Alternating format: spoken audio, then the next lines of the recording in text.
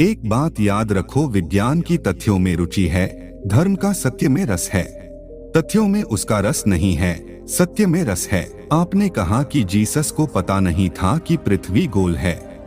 जो ईसाई यह मानते हैं कि जो परमात्मा, उनको यह बड़ा अजीब लगता है।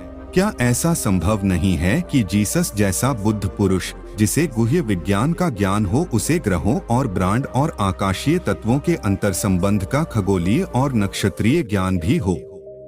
नहीं, जीसस का उसमें कोई रस नहीं था। जब कारिस्के का उपयोग कर रहे थे, जो उन दिनों प्रचलित थी, उन्हें इसमें कोई रस नहीं था कि पृथ्वी चपटी है या गोल है। यह उनके लिए निरर्थक था। उन्हें उन लोगों में ज्यादा रस था जो चपटी या गोल पृथ्वी पर रह रहे थे। यह बात समझने जैसी है।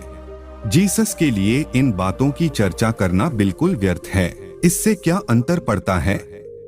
उदाहरण के लिए, भूगोल की पुस्तकों से तुम जानते हो कि पृथ्वी गोल है। यदि तुम्हारी भूगोल की पुस्तकें यह सिखाती कि पृथ्वी चपटी है, जैसे वे पहले सिखाती थीं। साथियों, आपको ऐसे ही और नई नई वीडियो देखना हो तो इस चैनल को जरूर सब्सक्राइब कर ले और लाइक भी कर दे। आइए कहानी सुनते हैं। तो उससे तुम्हें क्या फर्क पड़ जाएगा? क्या तुम कोई बेहतर आदमी हो जाओगे? क्या तुम चपटी पृथ्वी पर या गोल पृथ्वी पर ज्यादा ध्यानी हो जाओगे? इससे तुम्हारी आत्मा में और तुम्हारी चेतना की गुणवत्ता में क्या अंतर पड़ेगा? यह असंगत है। जीसस को तुम्हारी चेतना में रस था और वह व्यर्थ में उन चीजों पर विवाद नहीं करते जो असार हैं। केवल प्रज्ञाहीन लोग बेकार की चीजों में घिसटते रहते हैं। यदि तुम जीसस को बताते कि पृथ्वी गोल है तो वह हाँ कह देते। उन्हें इससे कोई फर्क न पड़ता, क्योंकि इसमें उनका रस ही नहीं है। यह प्रचलित धारणा थी कि पृथ्वी चपटी है, और वास्तव में साधारण मन के लिए पृथ्वी अभी भी चपटी है। चपटी दिखाई पड़ती है। गोलाई तो एक वैज्ञानिक तथ्य है, लेकिन जीसस कोई वैज्ञानिक नहीं थे। उदाहरण के लिए, मैं जानता हूं यह एक वैज्ञानिक तथ्य है कि सूर्य न कभी उगता है न अस्त होता है। पृथ्वी घूम रही है, सूर्य नहीं घूम रहा। लेकिन फिर भी मैं सूर्यास्त और सूर्योदय शब्दों का उपयोग करता हूं। सूर्योदय मूलतः गलत है। शब्द ही गलत है, क्योंकि सूर्य कभी उदय ही नहीं होता। सूर्यास्त गलत है। सूर्य कभी अस्त नहीं होता, तो 2000 वर्ष बाद कोई कह सकता है कि यह व्यक्ति संबुद्ध नहीं था, क्योंकि यह कहता था सूर्य उदय होता है, सूर्यास्त या उसे ये छोटी छोटी बातें भी नहीं पता थीं। लेकिन यदि मुझे हर शब्द बदलना पड़े तो मैं व्यर्थ संघर्ष करूंगा और उससे किसी की सहायता नहीं होगी। जीसस ने तो बस प्रचलित जानकारी का उपयोग किया, और प्रचलित धारणा यह थी कि पृथ्वी चपटी है। उन्हें इससे कोई मतलब न था। यदि आज यहाँ होते हो कहते कि पृथ्वी गोल है। लेकिन यह भी एकदम वैज्ञानिक नहीं है, क्योंकि पृथ्वी बिल्कुल गोल नहीं है। अब वे कहते हैं कि यह बिल्कुल गोल नहीं है, अंडे जैसी है। अंडे जैसा आकार है। लेकिन कौन जानता है, कल हो सकता है वे बदल जाएं और कहें कि ऐसा नहीं है। विज्ञान तो बदलता जाता है, क्योंकि जैसे जैसे यह ज्यादा सही होता है, ज्यादा जानकारी उपलब्ध करता है, ज्यादा तथ्य पता चलते हैं, ज्यादा प्रयोग होते हैं, तो चीजें बदल जाती हैं। लेकिन जीसस या बुद्ध जैसे व्यक्ति को इन बातों से कोई प्रयोजन नहीं है। एक बात याद रखो, विज्ञान को तथ्यों में रुचि है, धर्म का सत्य में रस है। तथ्यों में उसका रस नहीं है, सत्य में रस है। तथ्य तो विषयों के संबंध में होते हैं, सत्य तुम्हारे संबंध में, तुम्हारी चेतना के संबंध में है।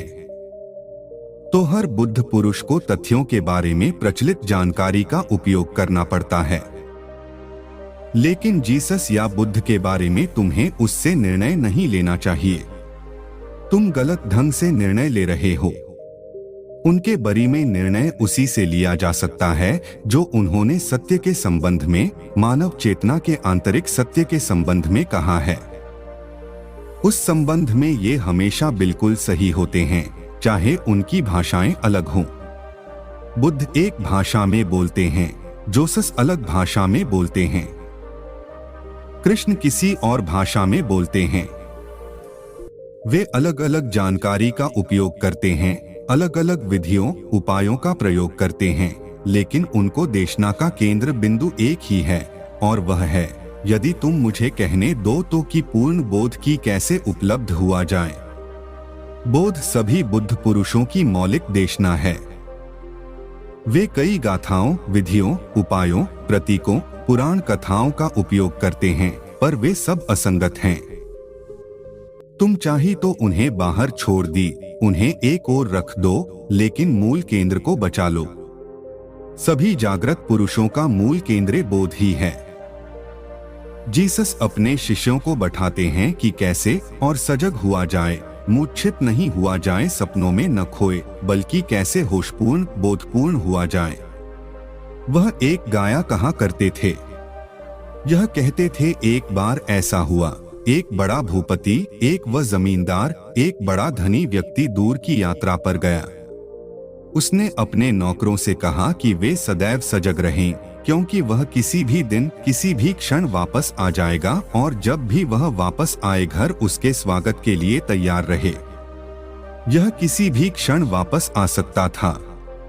नौकरों को सजग रहना पड़ता, वे सो भी नहीं सकते थे।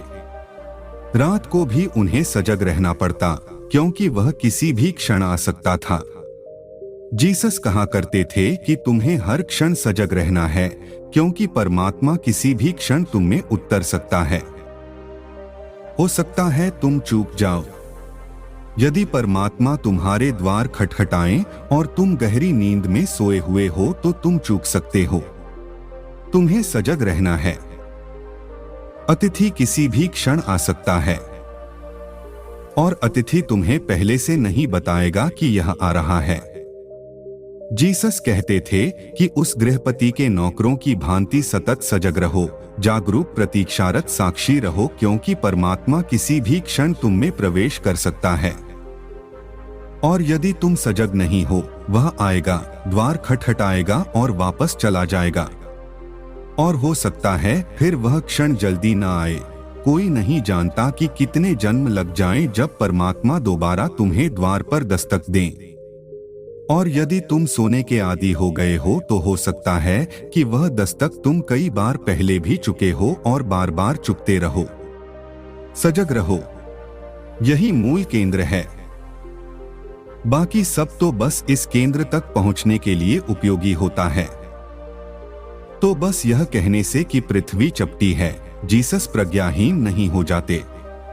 और बस यह जानने से कि पृथ्वी गोल है, तुम प्रज्ञावान नहीं हो जाते। यह इतना आसान नहीं है।